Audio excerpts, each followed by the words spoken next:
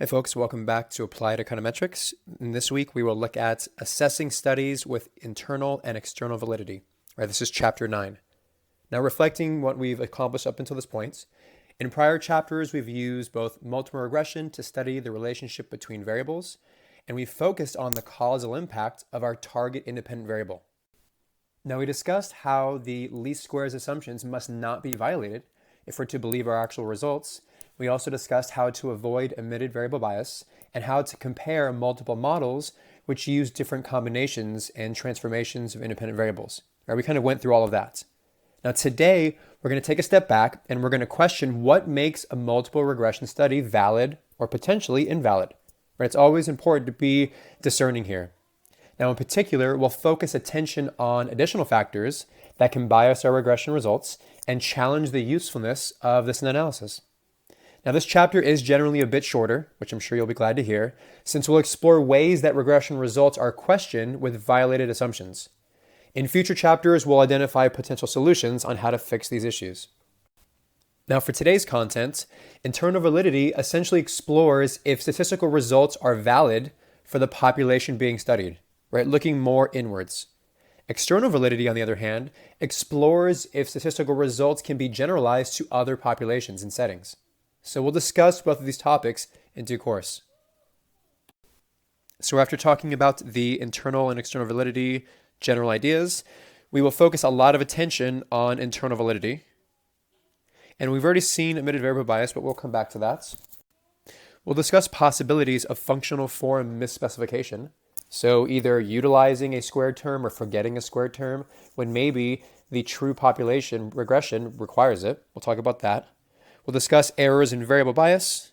We'll talk about missing data that plagues us all and sample selection bias. And we'll talk about simultaneity, causality bias. Right at the very end, we'll have an opportunity to apply this to our consistent example, looking at both test scores and the relationship with class size. Now with internal validity, we have regression results and we question sometimes either something about the data, something about the functional form of the regression, and whether or not we've collected either the right data or if there is some problem with the data. Right, so we will explore that in due course. External validity essentially looks at a particular regression study and says to what degree can this be applied to other populations.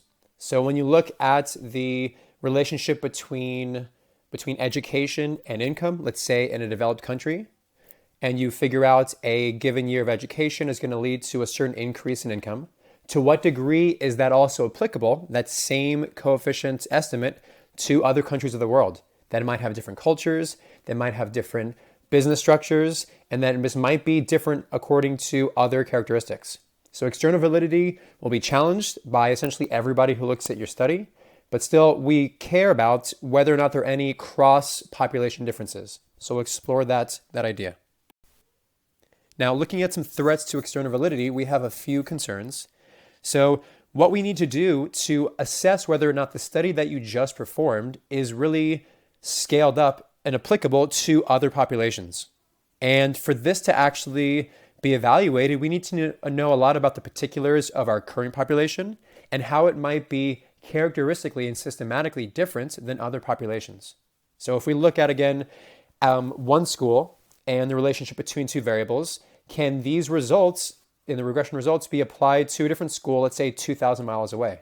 Well, if they're in the same country, they may or may not share the same culture and same population dynamics, but at that point, can you then compare those results to a different country on the same continent, on a different continent?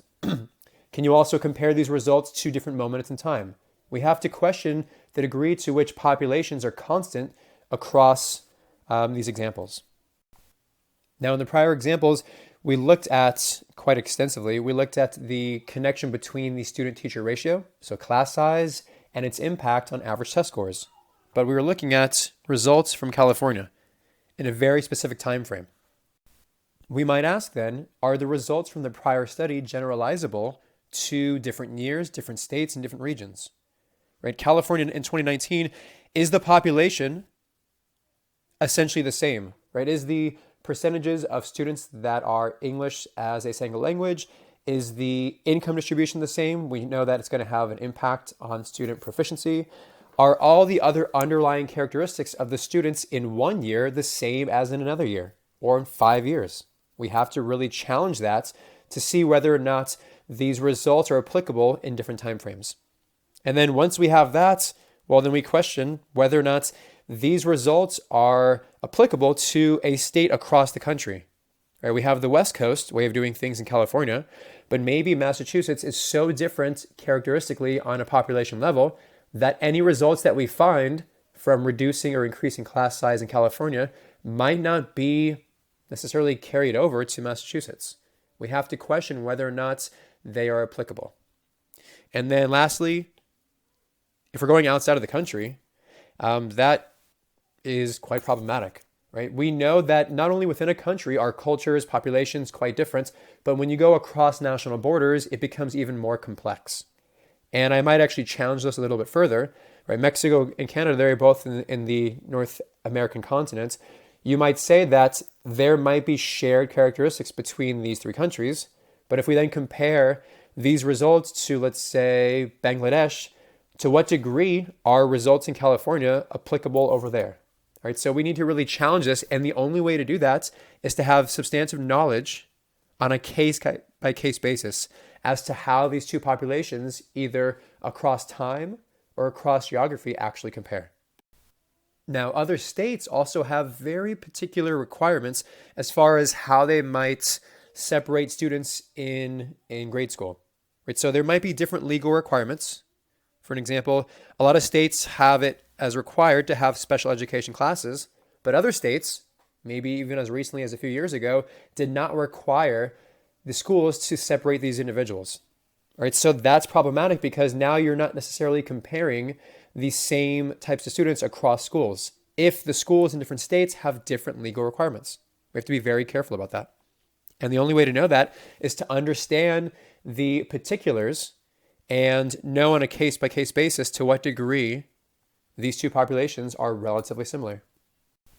Now, it's also possible that different states or even different cities within the state have different treatments of bilingual education. Right? When I grew up in Florida and Miami, you frequently had students that were learning English, maybe in their own classes, where they were learning English and Spanish and every other subject together. But in other states in California, maybe you actually mix all those students into one class. So comparing the impact of changing the classroom size in mixed classrooms versus in non-mixed classrooms, that potentially is very different. We have to consider those differences before we make the assumption and the claim that results in California are 100% applicable to results in Miami. And the last but not least, one thing that's notoriously difficult to control for when we're talking about education is the quality of the teacher. Right? We try to proxy for it to some degree, but those metrics are very hard to get. So it's quite different in different states, especially when in one state, they might have to pass a certain set of tests, and in another state, maybe similar tests, but not as rigorous. So if they're not as rigorous, maybe those other teachers are not as effective, and thus a change in class size will have different results compared to a state with teachers having more strict requirements in training. Right? So we have to get to the very micro level and try to distinguish, is there anything noticeable and identifiable that separates these two different populations before we claim that our results in one study are applicable everywhere else. So these are our threats to external validity. And if we're seeing the pattern here, the really only great way to know if any threats do exist and if they're justifiable is to understand these problems more than at the economic level, but to understand the basic characteristics and the distributions and the foundations of these two populations, either across states, across cities, or even across countries and time. All right, so having spoke about external validity, now let's turn our attention to internal validity. Sorry, I had a typo on the prior slide. All right, again, this is the idea of whether or not statistical inferences about causal effects are valid for the population being studied. So when you make the claim that the coefficient on class size is negative or positive and has a certain magnitude, to what degree do we have confidence in that coefficient estimate? Right? Regressions are great, But we need to have a solid theoretical foundation as to what needs to be true about our independent variables, our dependent variables, correlation between our independent variables and the error term. Right? We have a slew of assumptions that need to be met for those coefficient parameters to actually have use, to be reliable, and here to be unbiased and consistent. All right, so we're going to work through these in turn. The 5 threats include omitted variable bias, wrong functional forms, errors in variables, sample selection, and simultaneity bias.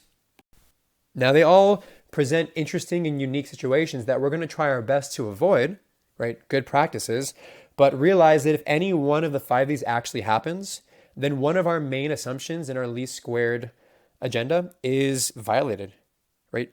In form, we have that the expected value of our error term, given all of our independent variables, is equal to 0. Or there is no correlation between our independent variables and our error term. We need that to have confidence in our coefficient estimates. If we don't, then the numbers that the regression output spits out are unreliable and kind of unusable. Right? So any of these 5 violate this condition, which means our OLS results will be biased and inconsistent. Quite problematic. Now, there are problems, but what we're going to attempt to do is also point out solutions so that we can avoid these pitfalls.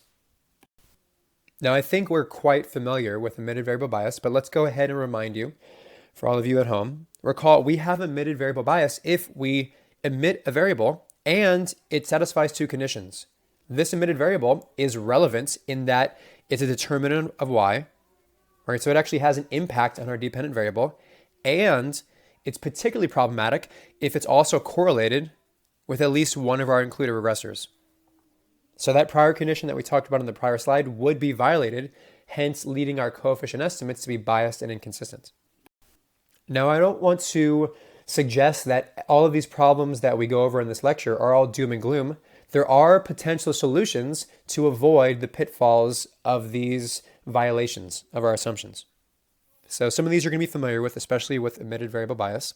Recall, if we have omitted variable bias and that variable can be measured, then it would be quite silly to not include it in a regression, because then that variable would be correlated with our independent variables, hence violating our assumptions. So if we can measure it and we can collect it, please, please, please include it as an additional regressor in the multiple regression, thereby avoiding all the omitted variable pitfalls. Now, quite frequently, these omitted variables are difficult to assess, to quantify, and even collect. So what we might do sometimes is we might try to have a proxy for it, a variable that is easily observed and collected, that is correlated, typically a positive correlation, with our omitted variable. These are called control variables. Sometimes you might have one or more. Now, we also do have a slew of other options, some more realistic than others. We're going to see in the next chapter the use of panel data, and what this allows for is when there are unobservable variables that we cannot collect, these unobservable variables are traditionally held constant with each individual or entity and thus observed more than once. So we might be able to use some clever panel data techniques to avoid the pitfalls of omitted variable bias. So we'll see that in the next chapter. Now, I believe it's in a few weeks, we'll see another potential option. We won't actually dig into it too much right now. It's called instrumental variable regression.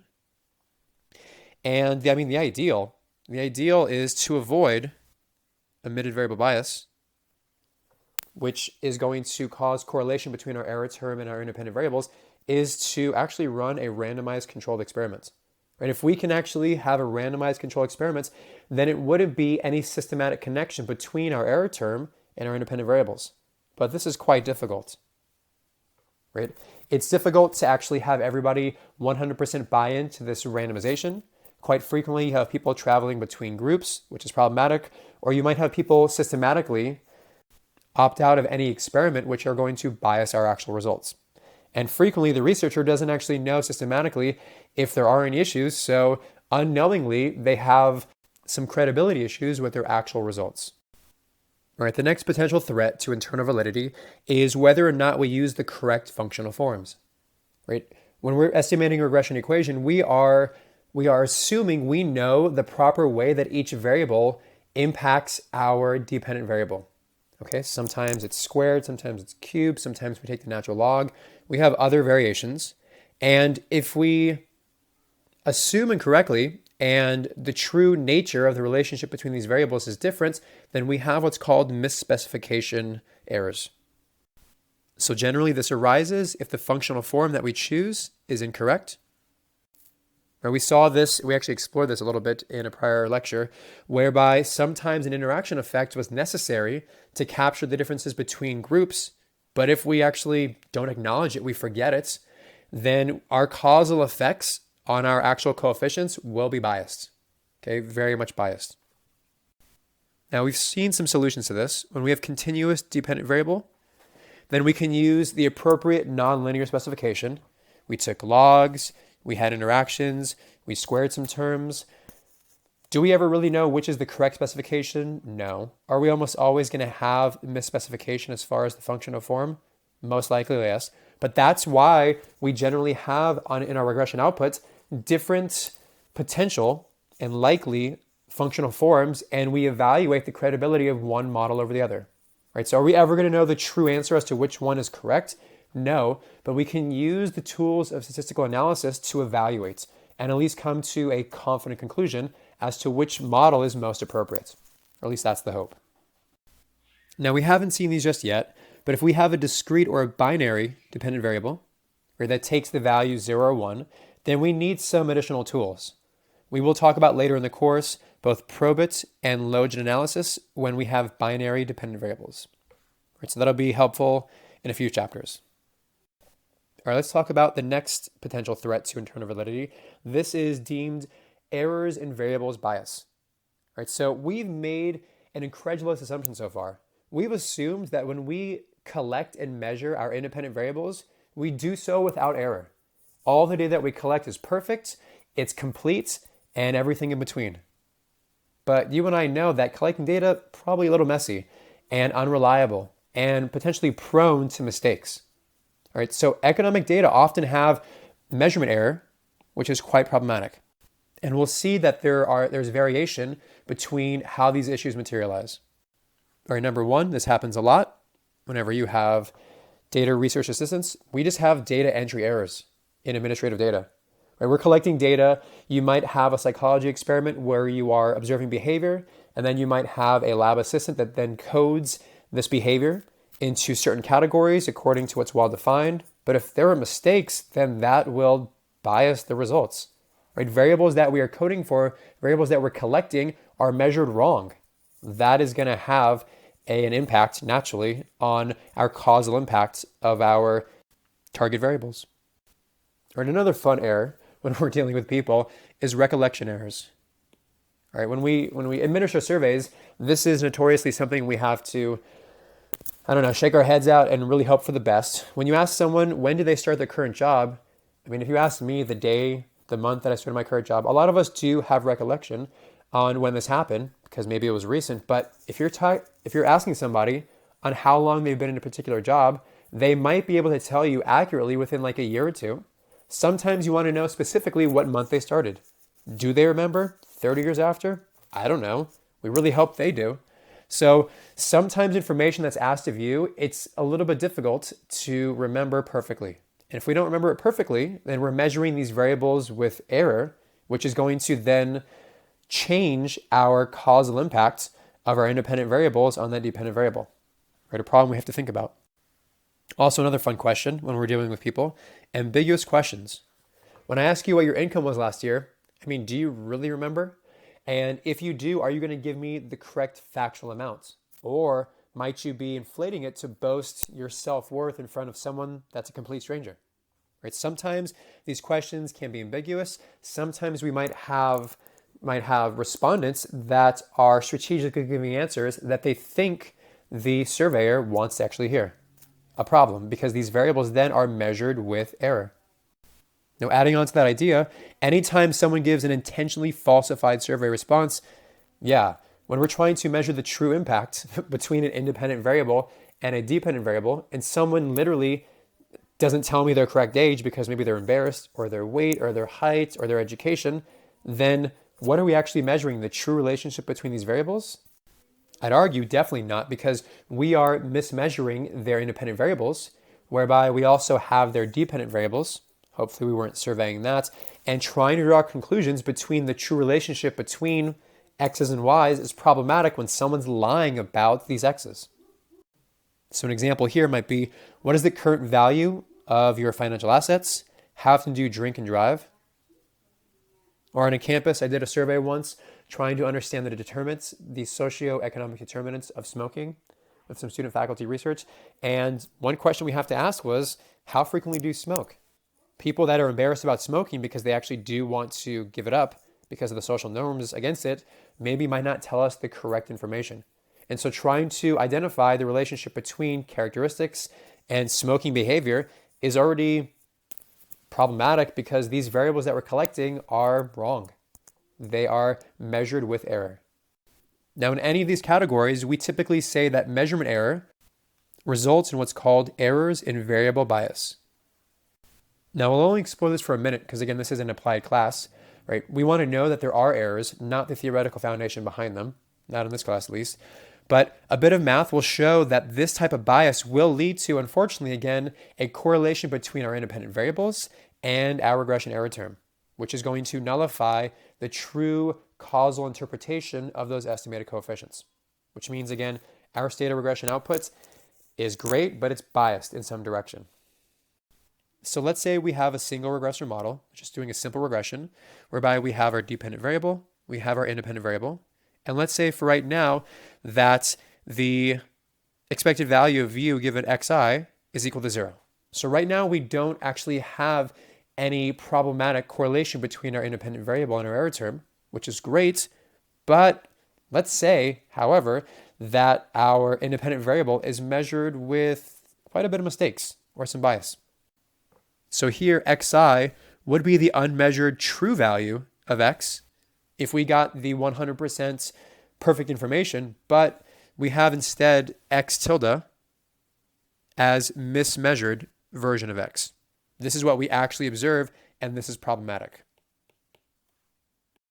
So instead of running the true population regression, we're going to run some substandard version of it.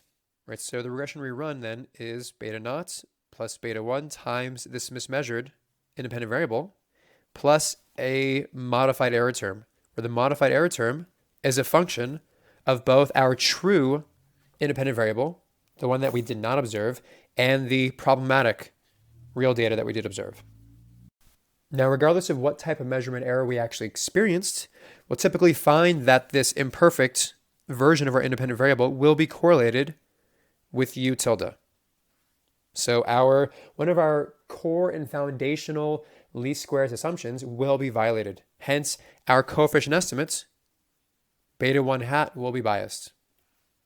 Now, the solutions to this particular problem are a little bit hard to overcome, right? We have, this one's kind of laughable, we have as a potential solution, if we have mismeasurement in our independent variables or in any of our data that we collect, let's just then obtain better data, right? That's often well easier said than done, right? If there was mismeasurement error, that it was the responsibility and the impact of the person coding the variables, yeah, we can train that person to do better in the future and make less mistakes. That one we might be able to kind of minimize. But if it's a measurement error, depending on the person being surveyed and falsifying information, I mean, unless we give them truth serum, they might not ever tell us the truth. And always because we have that question on the validity of the responses, we might always think that we have some form of measurement error, especially with political or invasive questions that are trying to understand the relationships between your characteristics and maybe some negative behavior that society thinks, right? So we always have that as a potential. So acquiring better data in that sense is very unlikely.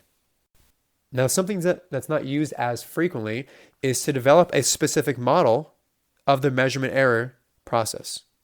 Now, this is only possible if a lot is known as to what kind of measurement error is actually materializing. Again, is it a mistake by the coder that's collecting the data? Is it a mistake, or is it an intentional falsification of the information by the person giving the responses? If we don't actually know which potential error we have, it's hard to control for it. Now, this is very, very specialized, and we will not pursue this in this class. Now, beyond that, we do have a little bit of light at the end of the tunnel, right? This is an issue. This is too specific and too difficult. We have instrumental variables regressions, which sounds interesting, a little bit ambiguous. We'll tackle this particular tool in a few chapters. All right, the next potential issue that will threaten our hopes of internal validity so that we can be confident with our actual regression results is something called missing data or sample selection bias. Right? Quite frequently, you're trying to collect certain data, and there might be people that conveniently opt out of our data collection process. That would be problematic. That's going to bias our results if this is a systematic impact on data collection. Sometimes, however, missing data just happens by chance and it's random in nature. So it should not immediately impact the credibility of our coefficient estimates. So let's talk about a few of these options and what we could potentially do to solve it. So number one, we're going to talk about data missing at random. Two, we are going to look at data missing based on the values of one or more x's. And then number three, we'll talk about whether or not data is missing based in part on the value of our error term or our dependent variable. Now, what's lovely, and we'll see this in a few examples coming up, is that cases 1 and 2 do not introduce bias. So we can breathe a sigh of relief. Now, generally, as you collect more data, that reduces the variance of our data pool.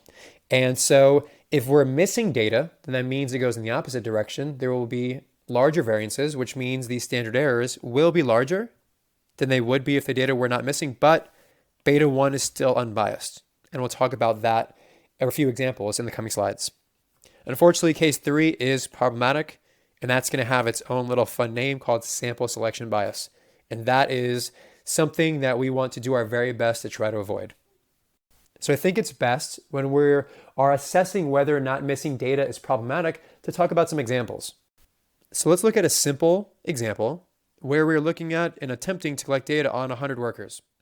And what we do is we record their answers on paper, relating their individual characteristics and their behavior in the workplace or their salary that they earn, just some relationship we're trying to estimate. And we collect these responses, but unfortunately, right, that age-old issue, your dog eats some of your work. So here, a dog randomly, again, dogs are not really intentional, at least I don't believe that to be so, we're talking about eating homework, eats 20 responses. Now, unfortunately, we never had time to actually record these 20 responses. Is this problematic? Well, this is going to increase the variance and thus increase the standard errors and thus make it more difficult to identify statistical significance. That is a concern, but if this happened random in nature, it's pretty much equivalent to, well, I guess I didn't survey 100 people. I guess I only surveyed 80 people. So this is equivalent to a random sample, which we know and love, of 80 workers. And thus the dog, thankfully, good dog, did not introduce any systematic problematic bias. Now, if you told me, and this is a silly story, if you told me the dog had an agenda and it knew that it wanted to mess with our statistical results and it decided to not arbitrarily eat 20 random response sheets, but it ate the 20 response sheets of people that were going to drive differences in our coefficient estimates, then yeah, we'd have a problem. But the dog operates randomly, or so we believe, and thus no potential issues here. Now, it's also possible that we're missing data based on the value of one or more of the independent variables. So going back to our test score and class size application, maybe we only actually collect data and information for districts with a relatively small class size. So with a student-teacher ratio of less than 20. Now, what we did in prior regression analyses was we were looking at the differences between small and large classrooms, but maybe here we're only, for whatever reason, looking at small classrooms. So that means we're missing data on all the large classrooms. Is that problematic? Not really. Not really if we're trying to look at the characteristics of those small classrooms, but if we're trying to then extrapolate and then make some wild claim as to how our results impact theoretically any large classrooms that we never actually evaluated, then yeah, that's a big problem. So if we have missing data based off of one of our independent variables, so we're only looking at small classes, this does not introduce any actual bias. Now, it very much does limit our ability to extrapolate to different populations or classrooms that are larger than 20. But if we're inherently just looking at small classrooms and dynamics within teachers and student populations, then no harm, no foul. Now, the last case, unfortunately, is a big deal. This is when data are missing based in part on the value of our dependent variable or our unobservable error term. So this indeed will introduce bias into the OLS estimator. So if we do not control for this missing data or this systematic sample bias, then our coefficient estimates are not reliable. Okay, so we have to think about whether or not this issue persists. Right, so let me highlight this. You're going to see this coming up a lot in a lot of papers in the textbook. This is sample selection bias. All right, let's go ahead and look at a few examples of sample selection bias. Example number one, let's say we're trying to figure out and collect the height of undergraduate students in general, right? I want to know on campus, what is the average height of undergraduate students? And in particular here, let's estimate this undergraduate height for males. Now let's think about this. How would we collect data? Well, it'd be lovely if we had a random sample of all of the male individuals on campus, collected their biostatistics, and we estimated their average heights, right? We collected that information. But what if instead our data sample collection procedure involved the researchers standing outside of, a basketball team's locker room and recording the height of those who enter? Now that's problematic, right? If you talk about collecting data outside of a gymnasium and we're collecting the height of anybody who's entering or leaving the game, so spectators, parents, faculty, anything like that, then we can tease out and only look at the undergraduates, and then that might be a random sample of the overall population. But we're not doing that. We're specifically looking at the individuals who are entering a basketball team's locker room. So those individuals who are probably systematically taller than average. So is this particularly a good sample design? Remember, we want a random sample of the population. This is not random at all. There is a lot of mismeasurement here, considering we're only looking at one segment of the overall general population.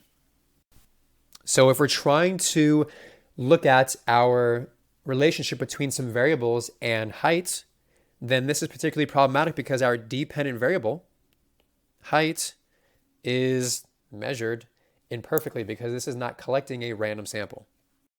And because unfortunately we have this sample selection bias, then we're going to have bias estimates for our coefficients.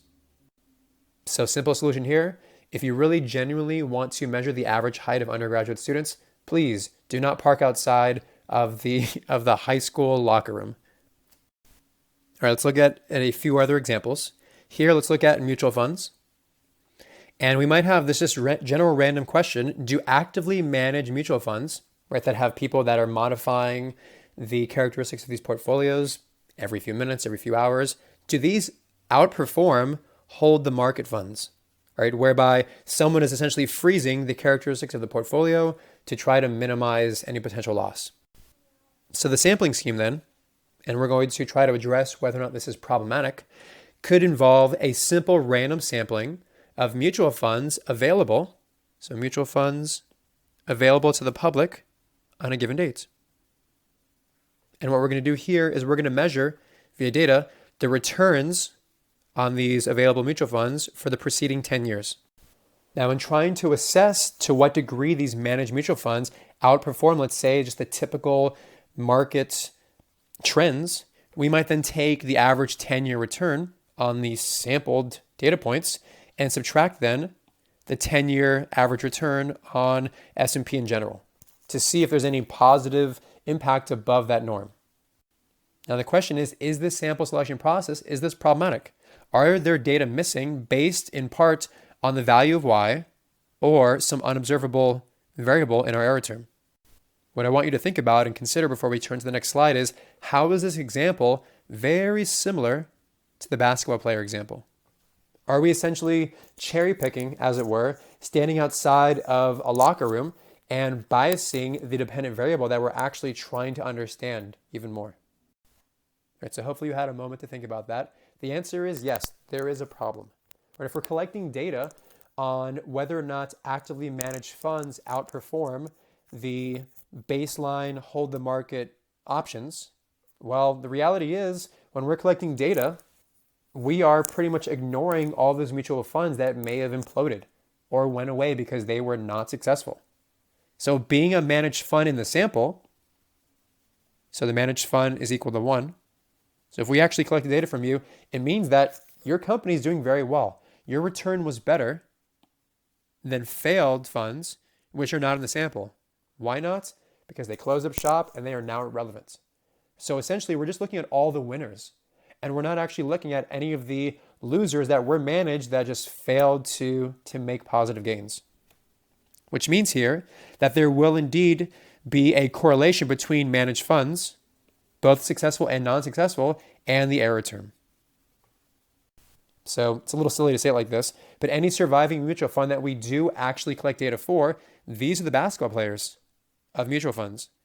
And any of the mutual funds that were actively managed, that were probably the spectators in the crowd, they were not part of the game. If they're not part of the game, then they are important information to assess the impact of managed funds on outcome.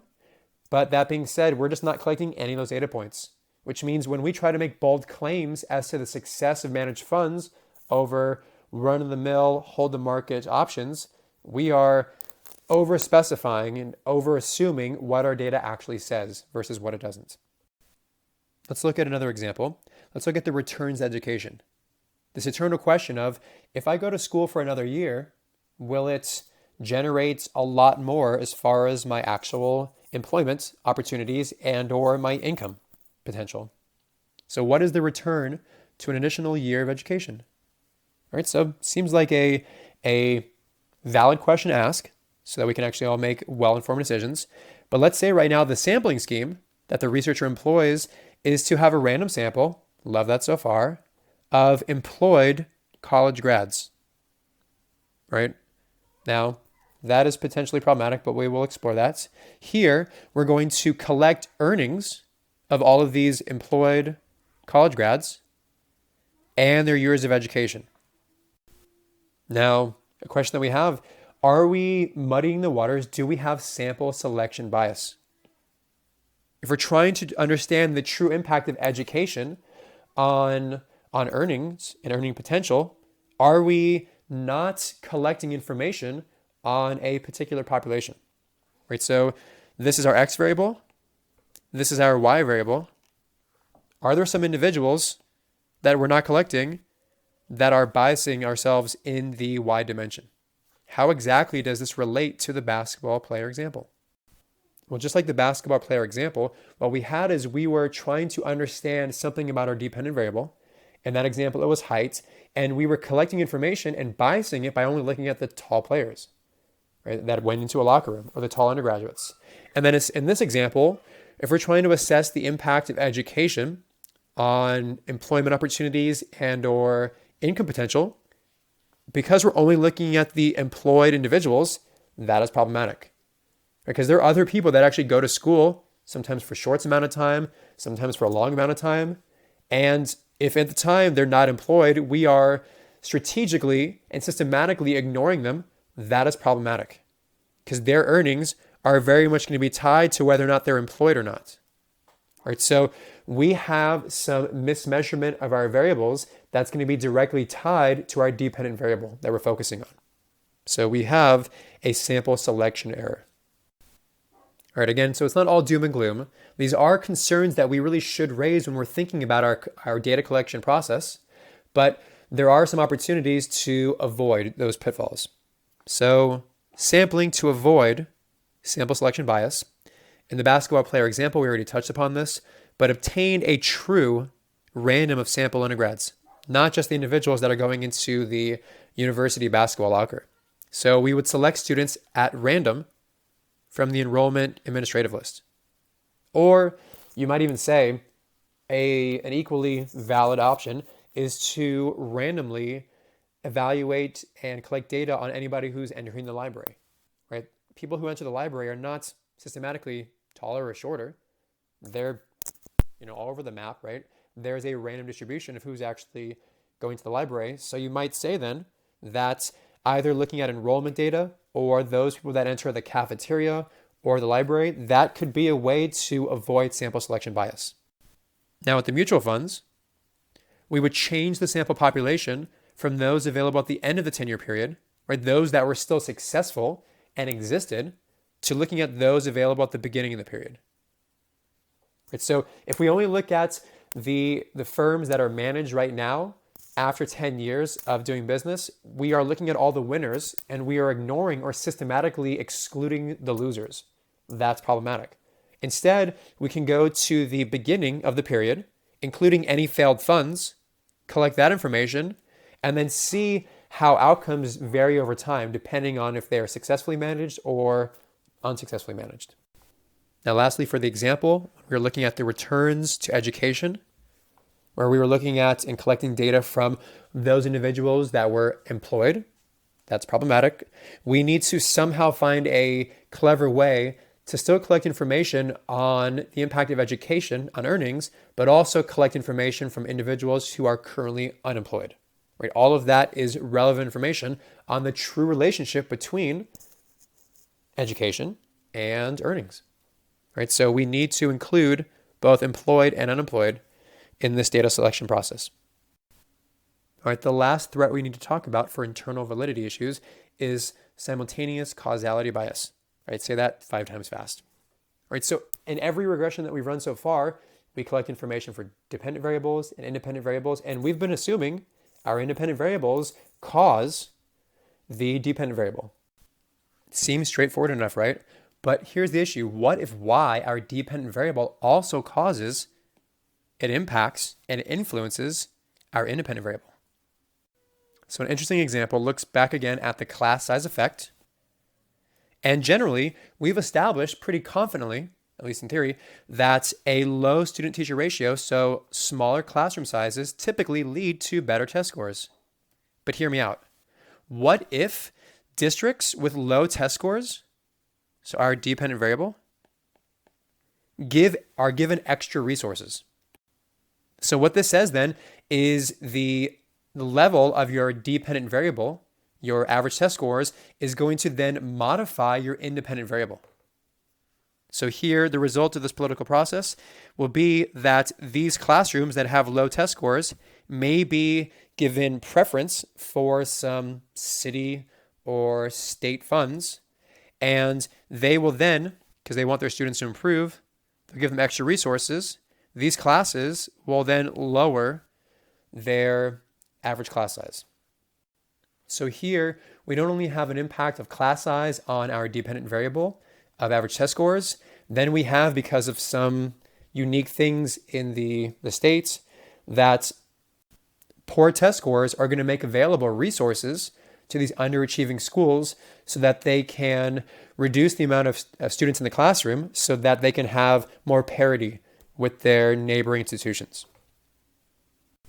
So then we really have to ask ourselves, when we are setting up a regression of our independent variable student-teacher ratio and how that impacts our dependent variable of test scores, if there is this two-lane, two-way dependability between these two, what are we actually measuring here? That's problematic. So this is called simultaneity causality bias. So if we indeed do have the simultaneous causality, so the independent variable impacts our dependent variable, and our dependent variable impacts our independent variable, then we have a slight problem, right? Because we would only be measuring this equation, and we would totally be ignoring the second one. So just measuring the first one in A says that X impacts Y, but then if Y impacts X and X impacts Y and Y impacts X, and we're going in a circle, right? This is kind of like a feedback loop. We need to somehow control or proxy for this in some systematic statistical way. So the result is, unfortunately, that one of our main foundational assumptions of our independent variable being uncorrelated with our error term is not met, right? It's violated. which means our coefficient, beta 1, in our initial equation right here will be biased and inconsistent. Going back to that prior example, let's say a district again with a bad test score, and that's our dependent variable, given some level of our class size, x. So this would be a data point that then happens underneath the estimated regression line, which means there's going to be a negative residual, so negative ui. Let's say this underperforming class then receives extra resources. That sounds great in theory, but if we're trying to evaluate then the impact of class size on test scores, and we give this lower achieving class more funds, which is then going to lower its class size, we're going in a loop right here. So what we have in conclusion then is our class size, or student-teacher ratio then, is correlated problematically with our error term, which means our assumptions, one of our core assumptions is violated, which means our interpretation of beta 1 hat is biased and problematic. Now again, not all doom and gloom. Are there any potential solutions to solve for this? Yes, some a little bit more easier than others.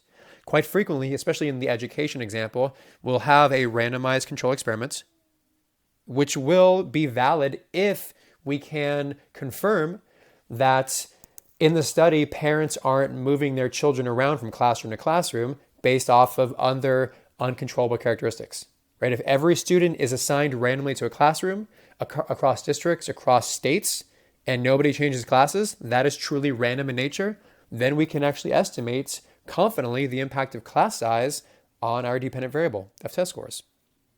All right, so there will not be any feedback from the outcome variable on anything else. That would be lovely. That's the ideal world. Now, a more complicated model would estimate for both directions of causality. So this happens a lot in large macroeconomic models. And in particular, for those of you that are interested, this is called vector autoregression, which I've done in one paper in my research, but it's difficult, it's complicated, and it's really not easy to interpret the statistical results. But sometimes we do have the simultaneity whereby this variable impacts that variable and that variable impacts this one. It just goes in loops. So there are ways to control for it, but it involves more advanced econometric standards. Thankfully, we have chapter 12, which is going to explore instrumental variable regression. So this right here will estimate then the causal effect of interest. So here the effect on X on Y, and thankfully we'll ignore or control for any effect of Y on X. So any simultaneity bias will be minimized, and then we can actually interpret the true impact of our X variable on our dependent variable Y. All right, so there are a slew of issues that can lead to internal and external validity concerns. And we have some solutions, some easier than others. But then again, we just have to be very careful to not just collect data, plug it into software, and click run and interpret the results, right? Computers are smart, they are very functional, but human beings are the ones that need to actually identify whether or not there are any assumptions that are violated that will bias our results in an arbitrary number of directions. Right, so that's it for this short chapter. More problems that were raised and more red flags than solutions. But what's great is in the coming chapters, we're going to develop some new, interesting, more dynamic models that will minimize these potential issues. Right, if you have any questions at all, post the discussion forums, go into section, let us know if you have any questions in office hours.